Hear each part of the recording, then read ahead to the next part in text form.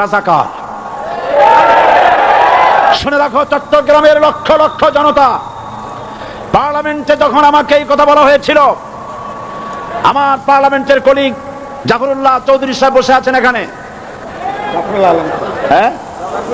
জাফরুল ইসলাম চৌধুরী বসে আছেন পাশে, প্রধানমন্ত্রী সুদ্ধা, অন্তত 3 শতাধিক পার্লামেন্টের সম্মানিত সদস্যরা সেদিন বসা। 1997 সনের বাজেট বক্তৃতা যখন আমি করতেছিলাম, ডক্টর কুদরতে খোদা, নাম রাখছে কুদরতে খোদা, আসলে গজবে খোদা।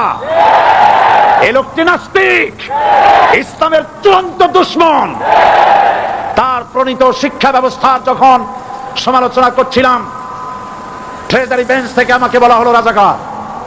আমি আমার সমস্ত শক্তি একত্রিত করে বলেছিলাম, শুধুমাত্র হিন্দুস্তানের রাজাকারেরাই আমাকে রাজাকার বলতে পারে। আমি বলেছিলাম 1973 সন পর্যন্ত আমি বাংলাদেশের কোন রাজনৈতিক দলের নেতা এবং কর্মী ছিলাম না। আমি রাজাকার নই।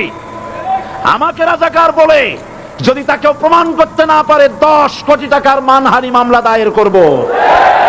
আমার এই বক্তব্য সারা দুনিয়া শুনেছে। পার্লামেন্টে আমার এই বক্তব্য রেকর্ড হয়ে আছে।